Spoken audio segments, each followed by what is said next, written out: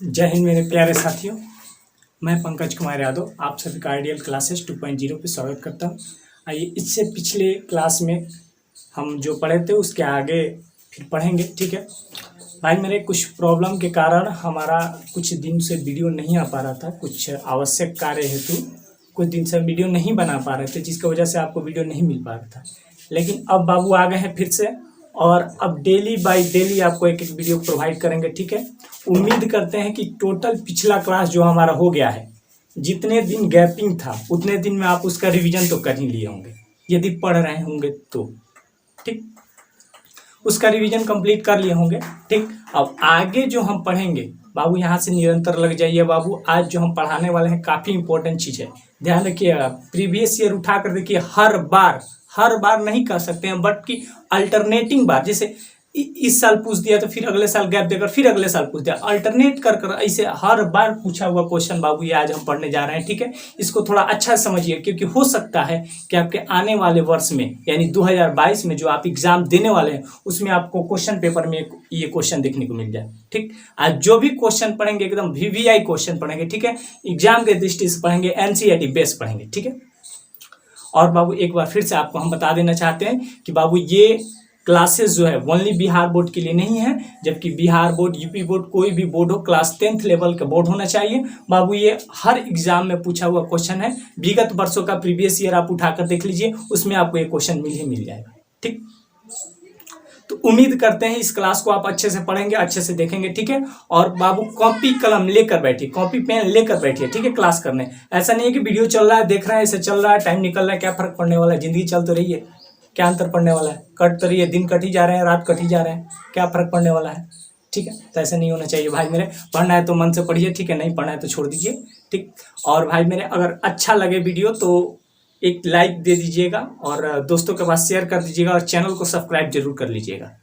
भाई मेरे एक लाइक आपका हमें मोटिवेट करता है, ताकि हम अगला वीडियो और अच्छा से अच्छा और बेहतर से बेहतर तरीके से करके आपके सामने पेश करें। ठीक है, चलिए आइए, समय को ना व्यर्थ करते हुए हम फिर से अपने मुद्दा पे आते हैं। चलिए टॉपिक पे आते हैं, क्या टॉपिक पढ़ना है। देखिए आज हम पढ़ने जा रहे हैं बाबू ओम का नियम। ठीक है, ओम का नियम, वो ओम नहीं, ये ओम वैज्ञानिक का नाम है। ठीक है, ओम का नियम। देखिए ओम का नियम क्या होता है बाबू, हेडिंग डाल दीजिएगा ओम का नियम। ठीक है, तो देखिए 1826 ईस्वी में, 1826 में जर्मन वैज्ञानिक थे जिनका नाम था जॉर्ज साइमन ओम। ठीक है, कहाँ के वैज्ञानिक थे, जर्मनी के थे, उनका नाम था जॉर्ज साइमन ओम। उन्होंने विद्युत धारा आई और उसके सिरों के बीच आरोपित विभवांतर V के बीच में एक संबंध बताया। विद्युत धारा आई और उनके सिरों के बीच लगा विभवांतर V के बारे में एक संबंध स्थापित किया, और इस संबंध को जिस नियम द्वारा वो बताएं उसी नियम को बाबू ओम का नियम कहा जाता है। क्या कहिएगा, 1826 ईस्वी में जर्मन वैज्ञानिक जॉर्ज साइमन ओम ने विद्युत धारा एवं उनके सिरों के बीच आरोपित विभवांतर के बीच एक नियम स्थापित किया, जिस नियम को ओम के नियम से जानते हैं, ओम के नियम से जाने जाते हैं, यानी उन्हीं के नाम पे ये नियम से जाना जाता है। ठीक है, और देखिए ओम इन्होंने क्या कहा, उस नियम में क्या कहा, तो इस नियम के अनुसार उन्होंने कहा यदि किसी चालक के ताप में परिवर्तन न हो तो कोई चालक पदार्थ, अब चालक किसे कहते हैं ये आपको पिछले क्लास में बता दिए हैं।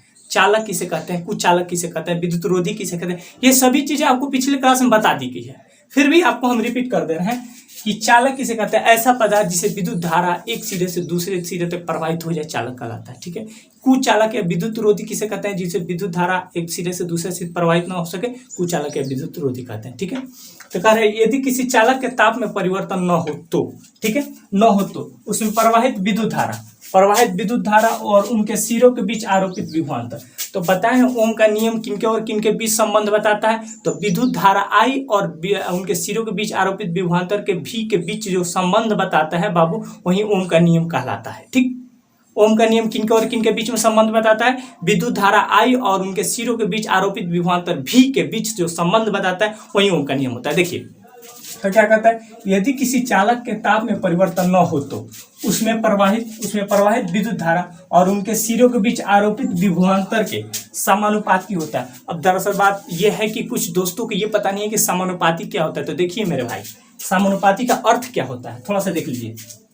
कह रहा है देखिए, यदि किसी चालक के ताप में परिवर्तन न हो तो, ठीक है, यहां तक छोड़िए, उनके उसमें प्रवाहित विद्युत धारा, तो विद्युत धारा को किससे सूचित करते हैं भाई मेरे? विद्युत धारा को किससे सूचित करते हैं? आई से, ठीक, विद्युत धारा को आई से, ठीक है, विद्युत धारा और उनके सिरों के बीच आरोपित विभवांतर, उनके सिरों के बीच आरोपित विभवांतर, तो विभवांतर किससे सूचित करते हैं? भी से, ठीक है, विभवांतर, ठीक है, किस समानुपाती होता है? तो भाई मेरे समानुपाती का साइन इसे दे देंगे, यही ओम का नियम है।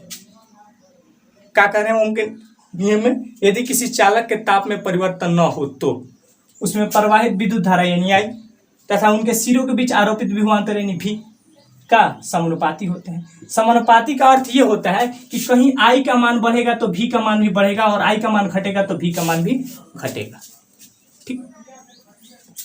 तो बाबू समानुपाती होता है, अर्थात वही चीज यहाँ पे लिख दी है, अर्थात आई समानुपाती भी, क्लियर। और देखिए, यदि आर यहाँ पे कांस्टेंट हो, आई बराबर भी बाई आर, तो आर कहाँ से आ गया? तो समानुपाती है तो नियतांक के लिए आर आया है, जो नियतांक है आर का मान नियतांक है, ठीक है, अचर ताप पर, ठीक है, जिसे चालक का प्रतिरोध कहते हैं। अब दरअसल ये आर नया चीज आपके बीच आ गया, तो आर होता क्या है, ठीक है, तो आर के बारे में हम थोड़ा सा देखेंगे। पहले देखिए ओवरऑल ऊपर से हम देख लेते हैं। देखिए क्या कहिएगा, 1826 ईस्वी में जर्मन वैज्ञानिक जॉर्ज साइमन ओम ने, क्या कहिएगा, 1826 ईस्वी में जर्मन वैज्ञानिक जॉर्ज साइमन ओम ने किसी चालक के सिरों पर लगाए गए विभवांतर, क्या कहिएगा, किसी चालक के सिरों पर लगाए गए विभवांतर तथा उसमें प्रवाहित होने वाली विद्युत धारा का संबंध एक नियम द्वारा व्यक्त किया। इसी नियम को उन्हीं के नाम पर ओम का नियम कहा जाता है, ठीक।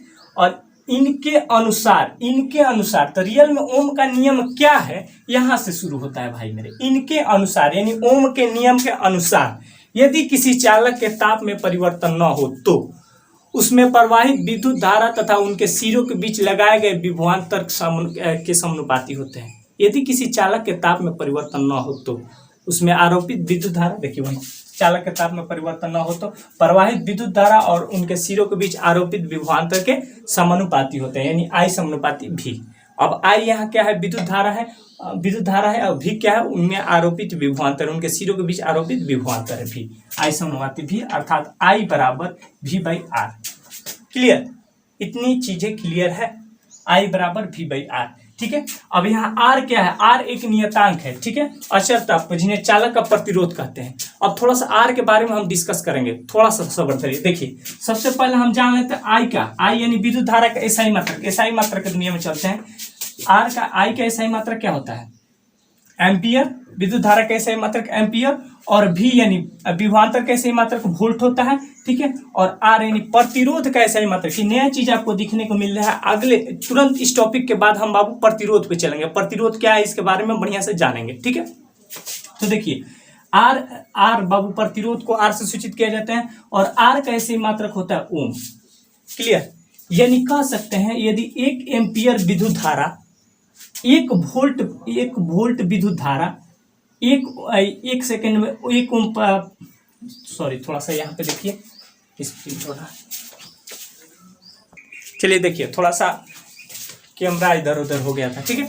देखिए हम कहाँ आपको बता रहे थे, यही चीज आपको बता रहे थे, ओम का नियम, ठीक। ओम का नियम आपको बढ़िया से बता दिए हम, ठीक है। कोई भी समस्या हो ओम का नियम में तो बाबू जरूर बताइए, कमेंट बॉक्स में जरूर बताइएगा, ठीक है। क्या कहिए, यदि किसी चालक के ताप में परिवर्तन न हो तो उसमें प्रवाहित विद्युत धारा उनके सिरों के बीच आरोपित विभवांतर के समानुपाती होता है, अर्थात भी समानुपाती, आई समानुपाती भी होता है। यदि आर वहां पे कांस्टेंट मान ले, आर नियत मान ले तो आई बराबर भी बाई आर।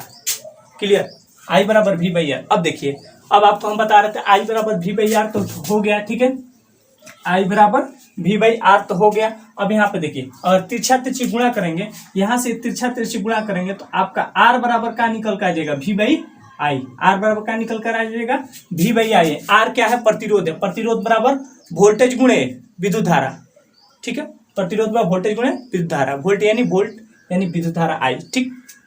ये नोट कर लीजिए, उम्मीद करते हैं यहाँ तक आपको अच्छा समझ में आया होगा। ये चीजें नोट कर लीजिए आप, ठीक है। फिर अगला टॉपिक की ओर हम चलते हैं, ठीक है, ये नोट कीजिए पहले।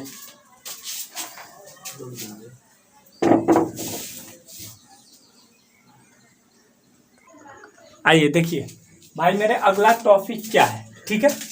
तो अभी हम ओम के नियम के बारे में पढ़े, ठीक है। ओम के नियम के बारे में पढ़े तो अभी आपको ओम का नियम हम बताएं। ओम का नियम किनके और किनके बीच में संबंध बताता है? तो विद्युत धारा I और उनके सिरों के बीच आरोपित विभवांतर V के बीच संबंध बताता है, ठीक है। क्या संबंध बताता है? यही संबंध बताता है कि I समानुपाती V होता है, ठीक। यदि R को कांस्टेंट हम नियत मान लें तो बाबू I बराबर V/R होता है, ठीक। यही ना अभी तक हम आपको क्या बताएं, थोड़ा सा देख लीजिए। अभी तक हम आपको क्या बताएं, यही बताएं कि विद्युत धारा, ओम का नियम बताएं। ओम के नियम से क्या निष्कर्ष निकलता है? ओम का नियम दो चीजों के बीच में संबंध बताता है, किसको और किसके बीच में? विद्युत धारा I और विभवांतर V के बीच में संबंध बताता है ओम का नियम, ठीक है। ओम का नियम किसने दिया था? तो 1826 में जॉर्ज साइमन ओम, जर्मन वैज्ञानिक जॉर्ज साइमन ओम ने दिया था ओम का नियम। इनके नियम के अनुसार यदि किसी चालक के ताप में परिवर्तन न हो तो उसमें आरोपित विभवांतर, उनके सिरों के बीच आरोपित विभवांतर V तथा उनमें प्रवाहित विद्युत धारा I के समानुपाती होता है। यही समानुपाती का साइन है, ठीक है। किसका साइन है? समानुपाती का साइन है, ठीक है। समानुपाती होता है, यानी इन दोनों के बीच में I और V के बीच में ओम का नियम संबंध स्थापित करता है। कौन सा संबंध स्थापित करता है? तो I समानुपाती होता है V, ठीक है। यदि R को हम कांस्टेंट मान ले तो, R को नियत मान ले तो, ठीक है, R को नियत मानेंगे तो I बराबर V/R हो जाता है। ये फॉर्मूला हम आपको बताए थे, ठीक है। अब R यहाँ क्या होता है? I के बारे में आप पहले से परिचित हैं। I क्या है? I क्या है? विद्युत धारा। इसके बारे में आप पहले से परिचित है। विद्युत धारा किसे कहते हैं? आवेशों को व्यवस्थित प्रवाह को विद्युत धारा कहते हैं, ठीक है। विभवांतर क्या होता है? विभवांतर क्या होता है ये भी आपको पहले से बता दिए गए। इसके बारे में विभवांतर और वोल्टमीटर के बीच में अंतर भी आपको लिखवा दिया गया, ठीक है। विभवांतर को V से सूचित करते हैं, ठीक है। इसका ऐसा ही मात्रा क्या होता है? वोल्ट होता है, वोल्ट होता है। इसका ऐसा ही मात्रा क्या होता है? वोल्ट होता है, ठीक है। अब आते हैं प्रतिरोध के बारे में, ठीक। तो प्रतिरोध के बारे में हम बता दिए थे। प्रतिरोध का ऐसा ही मात्रक ओम होता है, लेकिन प्रतिरोध कहते किसको ये आपको भी पता नहीं है, हम अभी तक आपको बताए भी नहीं है, ठीक है। तो आई इसके बारे में अभी जानते हैं प्रतिरोध क्या होता है। आई के बारे में आप जान लिए। आई का ऐसा ही मात्रक एम्पियर होता है, यानी विद्युत धारा कैसा ही मात्रक एम्पियर होता है, विभवांतर कैसा ही मात्रक वोल्ट होता है, और प्रतिरोध यानी रेसिस्टेंस का ऐसा ही मात्रक ओम होता है, ठीक। ओम एक ग्रीक शब्द है। ओम को ऐसे लिखते हैं। ओम कौन सा शब्द है? ग्रीक शब्द है, ठीक। अब आइए हम प्रतिरोध के बारे में देखते हैं, ठीक। प्रतिरोध किसे कहते हैं, ठीक। प्रतिरोध किसे कहते हैं, ठीक। आइए देखिए, किसी पदार्थ का वह गुण, देखिए प्रतिरोध क्या होता है, सिंपल लैंग्वेज में समझिए। किसी पदार्थ का वह गुण जो अपने से होकर प्रवाहित विद्युत धारा, यानी जो उसमें विद्युत धारा प्रवाहित होता है उसका विरोध करता है, वही प्रतिरोध कहलाता है, ठीक है। आवेशों के प्रवाह को जो विरोध करता है उसे भी प्रतिरोध करता है, ऐसे बोल सकते हैं, ठीक है। या किसी चालक का वह गुण जो अपने से होकर धारा के प्रवाह का विरोध करता है, बात वही है। जो धारा के प्रवाह का विरोध करता है क्या कहलाता है? प्रतिरोध कहलाता है। किसी चालक का वह गुण जो अपने से होकर प्रवाहित होने वाले धारा का विरोध करता है क्या कहलाता है? प्रतिरोध कहलाता है। बाबू प्रतिरोध को किससे सूचित करते हैं? प्रतिरोध को हमेशा R से सूचित करते हैं। किससे सूचित करते हैं? प्रतिरोध जहां लिखना होगा R लिखेंगे, यानी प्रतिरोध को R से सूचित करते हैं, ठीक। प्रतिरोध को किससे? R से सूचित करते हैं। और इसका ऐसा ही मात्रक क्या होता है? प्रतिरोध का ऐसा ही मात्रक ओम होता है। अभी आपको बताया क्या प्रतिरोध कैसे मात्रक ओम होता है। ओम को कैसे? ओम एक ग्रीक लेटर है, ऐसे लिखते हैं। ओम को ऐसे सूचित किया जाता है, ठीक। ओम कौन सा लेटर? एक ग्रीक लेटर है, ठीक। अब देखिए प्रतिरोध का सिंबल क्या होता है, ठीक। प्रतिरोध का सिंबल क्या होता है? तो भाई मेरे ये प्रतिरोध का आपका सिंबल है, कुछ ऐसे आपको प्रतिरोध दिखेगा। यही R है, R यानी क्या? प्रतिरोध। प्रतिरोध का सिंबल ये है, ठीक। देखिए किसी चालक का प्रतिरोध R हो, मान के चले किसी चालक का प्रतिरोध R हो और उसमें विभवांतर क्या हो? सिरों के बीच विभवांतर I हो तथा उसमें प्रवाहित सिरों के बीच विभवांतर V हो तथा उनमें प्रवाहित विद्युत धारा I हो, तो हम लिख सकते हैं R बराबर यानी प्रतिरोध बराबर V/I। कहाँ से लिखे आपको भी पता होगा। हम बाबू ओम का नियम यहाँ से स्थापित किए। ओम का नियम I बराबर क्या लिखे? V/R लिखे ना। अब तिरछा तिरछी इसको गुणा कीजिए, यहीं से आपको हम निकाल देंगे प्रतिरोध। तो IR हो जाएगा। V बराबर क्या होगा? IR हो जाएगा। क्लियर। तो हमको प्रतिरोध यानी R का मान निकालना, तो V को नीचे भेज देंगे तो V/I इक्वल टू क्या? R हो जाएगा, यानी R बराबर V/I। क्लियर। उम्मीद करते हैं ये चीजें आपको अब क्लियर हो गया होगा। अब प्रतिरोध नया आपको नहीं लग रहा होगा। यहाँ पे प्रतिरोध, जब ओम के नियम में प्रतिरोध आया तो थोड़ा सा आपको नया लग रहा है। विद्युत धारा आवेशों के प्रवाह को जो विरोध करता है प्रतिरोध कहलाता है, सिंपल लैंग्वेज है, ठीक है। आवेशों को प्रवाह का जो विरोध करता है प्रतिरोध कहलाता है। प्रतिरोध को आर से सूचित करते हैं, ठीक है। प्रतिरोध के सही मात्रक ओम होता है, ओम एक ग्रीक लेटर है, ऐसा सूचित किया जाता है, ठीक है। प्रतिरोध का सिंबल कुछ इस प्रकार होता है, ठीक है। प्रतिरोध का सिंबल कुछ इस प्रकार होता है, ठीक है। प्रतिरोध यानी आर बराबर वी बटा आई। यहाँ आर क्या है, आर एक प्रतिरोध है, प्रतिरोध है। आर क्या है, प्रतिरोध है। और भी क्या है, विभवांतर है, विभवांतर है, क्या है, भी विभवांतर है। और आई क्या है, आई विद्युत धारा है, विद्युत धारा, ठीक है। कौन क्या है ये चीजें हम जान लिए, ठीक है। किसका सही मात्रक, प्रतिरोध का सही मात्रक अभी बताएं ओम होता है। विभवांतर का सही मात्रक क्या होता है, वोल्ट होता है। और विद्युत धारा का सही मात्रक एम्पीयर होता है। उम्मीद करते हैं ये चीजें आपको इतना क्लियर हो गया होगा, ठीक। यदि कोई समस्या हो इतने में तो बाबू कमेंट में जरूर बताइएगा, फिर से हम आपको रिपीट कर देंगे, ठीक है। चलिए इतना नोट कर लीजिए, फिर आगे हम बढ़ते हैं। ये चीजें आप नोट कर लीजिए, ठीक।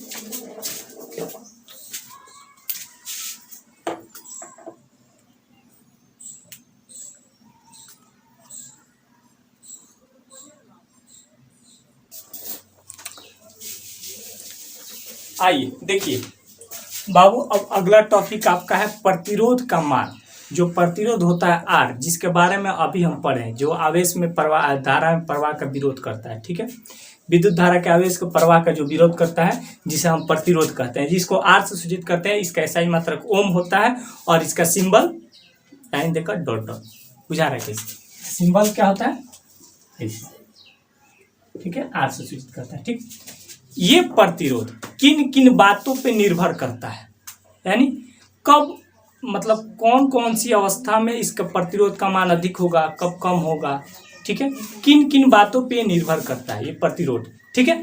आइए देखिए, अभी तक जो हम पढ़े, क्या क्या पढ़े, ओम का नियम पढ़े, ठीक है। ओम का नियम में प्रतिरोध आ गया तो प्रतिरोध को पढ़ लिए, ठीक।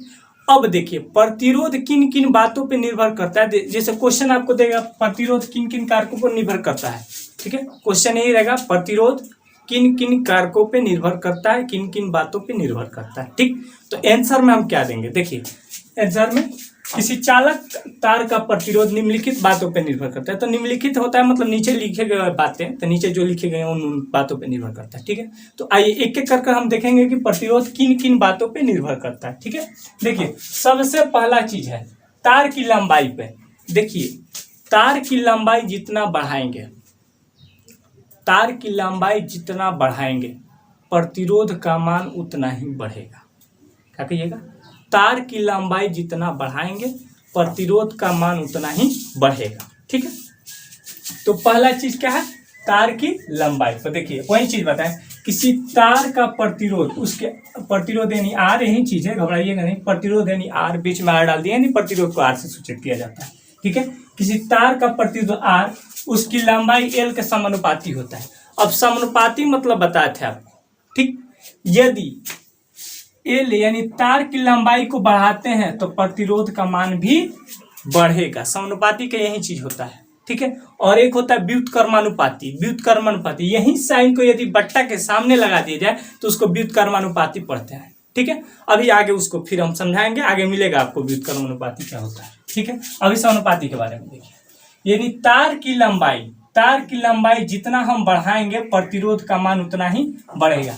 क्वेश्चन ऐसे पूछता है, किसी तार की लंबाई को यदि हम बढ़ा दें तो प्रतिरोध का मान निम्नलिखित में कौन सा होगा, बढ़ेगा, घटेगा, अपरिवर्तित रहेगा, इनमें से कोई नहीं, ठीक। ऑब्जेक्टिव टाइप का क्वेश्चन इस टाइप का आपको मिलेगा। यदि किसी चालक तार की लंबाई को यदि हम बढ़ा दें, इंक्रीज कर दें, बढ़ा दें, तो बाबू उससे प्रतिरोध पर क्या प्रभाव पड़ेगा, यानी प्रतिरोध का मान पर उससे क्या प्रभाव पड़ेगा, घट जाएगा प्रतिरोध का मान, बढ़ जाएगा, ठीक है। असमान रहेगा यानी कोई परिवर्तन नहीं रहेगा, मतलब कोई अपरिवर्तित रहेगा यानी कोई परिवर्तन नहीं होगा प्रतिरोध के मान में, या इनमें से सभी या कोई नहीं। चार ऑप्शन आपको देगा, ठीक है। तो आपका कहिएगा यदि चालक तार की लंबाई को हम बढ़ा दें, क्योंकि एल समानुपाती होता है आर, यानी जितना लंबाई बढ़ाएंगे प्रतिरोध का मान उतना ही बढ़ेगा, और जितना लंबाई घटाएंगे, यानी लंबाई किसका लंबाई, चालक तार की लंबाई, ठीक है। किसकी लंबाई, तार की लंबाई। यदि तार की लंबाई को हम बढ़ाएंगे तो प्रतिरोध का मान बढ़ेगा, और तार की लंबाई को हम घटाएंगे तो प्रतिरोध का मान घटेगा। क्यों, क्योंकि आर समानुपाती एल होता है, यानी प्रतिरोध समानुपाती होते किसे, तार की लंबाई यानी लेंथ के। ये बातें उम्मीद करते हैं आपको समझ में आ गया होगा, ठीक है। चलिए दूसरा चीज देखिए, दूसरा क्या है, तार की मोटाई पे, यानी किसी चालक प्रतिरोध, चालक तार में लगा प्रतिरोध तार की मोटाई पे भी निर्भर करता है। अब मोटाई पर कैसे निर्भर करता है, ठीक है, देखिए किसी तार का प्रतिरोध आर, उसके अनुप्रस्थ काट का क्षेत्रफल, बाबू एरिया यानी क्षेत्रफल होता है जिसको ए से सूचित किया जाता है, घबराइएगा ना, एरिया यानी क्षेत्रफल होता है जिसको ए से सूचित किया जाता है, अनुप्रस्थ काट का क्षेत्रफल यानी एरिया ए से सूचित किया जाता है, के व्युत्क्रमानुपाती होता है। अर्थात अब देखिए, अभी आपको समानुपाती के बारे में हम डील किए थे। समानुपाती का अर्थ होता है यानी एक चीज हम बढ़ाएंगे तो उसके यदि समानुपाती है तो वो भी बढ़ेगा, और फर्स्ट वाले को घटाएंगे तो वो भी घटेगा। यानी समानुपाती का अर्थ है ये क्रिया इसके साथ जो क्रिया होगा वही क्रिया इसी के साथ होगा, ठीक है। लेकिन व्युत्क्रमानुपाती मतलब होता है उल्टा, एकदम अपोजिट होता है, ठीक है। देखिए कैसे कह रहा है कि आर के उसका क्षेत्रफल अनुप्रस्थ काट का क्षेत्रफल व्युत्क्रमानुपाती होता है। यानी देखिए, जब तार का क्षेत्रफल यानी मोटाई, ठीक है, तार का मोटाई बढ़ाएंगे यानी क्षेत्रफल बढ़ाएंगे यानी तार मोटा लाएंगे तो प्रतिरोध का मान घटेगा। यानी ए का मान यदि हम बढ़ाते हैं तो इसका मान घटेगा, बुझा रहा है। और देखिए, यदि इसका मान हम घटाते हैं यानी तार की मोटाई को हम कम करते हैं तो प्रतिरोध का मान बढ़ने लगेगा। क्या होगा? बढ़ने लगेगा। आ रहा है समझ में? यदि क्षेत्रफल यानी तार की मोटाई को हम अधिक करते हैं यानी ए का मान को यदि हम बढ़ाते हैं तो प्रतिरोध का मान क्या होगा? घटने लगेगा, कम होगा। कहेगा क्वेश्चन, यदि किसी चालक या तार की मोटाई को बढ़ा दिया जाए तो प्रतिरोध का मान निम्नलिखित में कौन होगा? बढ़ेगा, घटेगा? यदि तार की मोटाई को बढ़ाएंगे तो क्या होगा? प्रतिरोध का मान घटेगा, ठीक है। मोटाई बढ़ाएंगे तो घटेगा और लंबाई बढ़ाएंगे तो बढ़ेगा, ध्यान रखिए। तो यदि ये बढ़ाएंगे हम तो आर का मान घटेगा, यानी तार की मोटाई को बढ़ाएंगे तो प्रतिरोध का मान घटेगा, और तार की मोटाई को कम करेंगे यानी तार की मोटाई को पतला करेंगे तो प्रतिरोध का मान क्या होगा? प्रतिरोध का मान क्या होगा? बढ़ेगा, यानी उल्टा होता है। तार की मोटाई को बढ़ाएंगे तो प्रतिरोध का मान घटेगा, और तार की मोटाई को घटाएंगे तो प्रतिरोध का मान बढ़ेगा। ये होता है व्युत्क्रमानुपाती। यानी ये घटाएंगे तो ये बढ़ेगा और ये बढ़ाएंगे तो ये घटेगा। व्युत्क्रमानुपाती का साइन का अर्थ यही होता है, ठीक।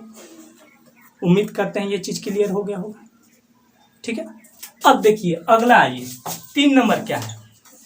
किसी चालक के पदार्थ व चालक के पदार्थ पर यदि विभिन्न पदार्थ के तार समान लंबाई एवं समान मोटाई को हो तो प्रतिरोध भिन्न भिन्न होता है। यानी अलग अलग तार यदि लंबाई और मोटाई अलग अलग है तो उसमें प्रतिरोध भी अलग अलग हुआ, क्योंकि लंबाई पर तार का प्रतिरोध डिपेंड करता है और मोटाई पर भी डिपेंड करता है। तो अलग मोटाई होंगे, अलग लंबाई होंगे तो जाहिर सी बात है प्रतिरोध का मान भी भिन्न भिन्न होगा, ठीक है।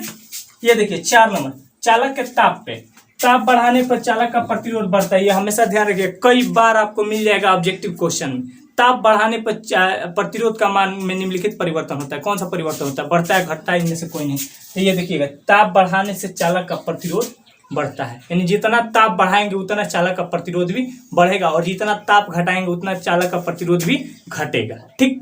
उम्मीद करते हैं 4 चीजें आपको क्लियर हो गई होंगी, ठीक है।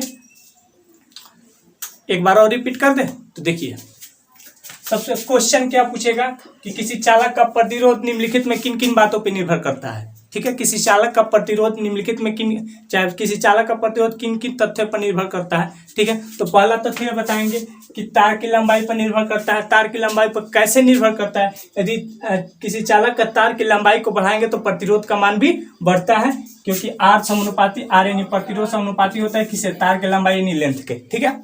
दूसरा क्या होता है? तार की मोटाई पर। तार की मोटाई पर डिपेंड करता है। कैसे डिपेंड करता है? किसी चालक तार का प्रतिरोध आर हो और उनका अनुप्रस्थ काट का क्षेत्रफल हो तो ये व्युत्क्रमानुपाती होता है आपस में, यानी आर व्युत्क्रमानुपाती 1/a होता है। यानी जितना ही तार की मोटाई हम बढ़ाएंगे प्रतिरोध का मान घटेगा, और तार को जितना ही पतला करेंगे प्रतिरोध का मान बढ़ेगा, ठीक। और ये 2 चीजें तो आसानी है, आपको पता ही होगा। यदि भिन्न भिन्न मोटाई और भिन्न भिन्न लंबाई के 2 तार हैं तो उनमें प्रतिरोध का मान भी भिन्न भिन्न अलग अलग होगा, ठीक है। चालक के ताप बढ़ने से प्रतिरोध का मान भी बढ़ता है, ठीक है। इसको नोट कर लीजिए, फिर अगले टॉपिक पे चलते हैं, ठीक है।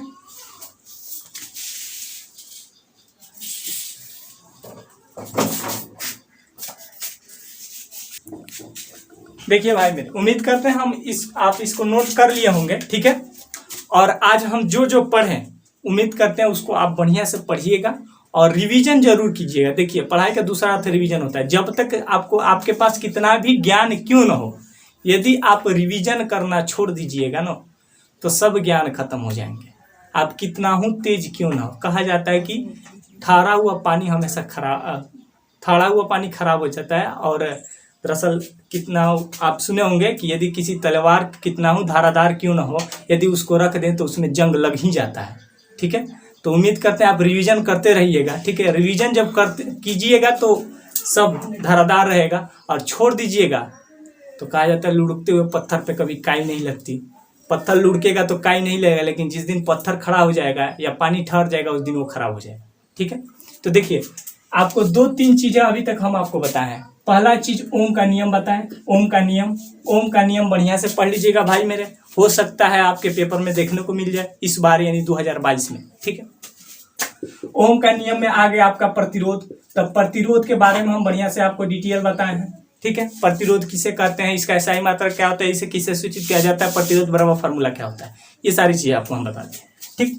3 नंबर देखिए, 3 नंबर, अब प्रतिरोध का मान किन किन तथ्यों पर निर्भर करता है, ये सारी चीजें अभी हम आपको बताए हैं, ठीक। ये 3 चीज, प्रतिरोध का मान किन किन तथ्यों पर निर्भर करता है, उम्मीद करते हैं ये 3 चीज अगले क्लास में जब हम आपसे मिलेंगे तो ये तीनों चीज आपको याद होगा, समझ में आया होगा। यदि न समझ में आए तो कमेंट जरूर कीजिएगा, ठीक है। तब तक के लिए मिलते हैं फिर अगले वीडियो में, अगले क्लास में मिलते हैं आपके साथ। तब तक के लिए टेक केयर, बाय बाय, ठीक है। मिलते हैं अगले क्लास में, ठीक है।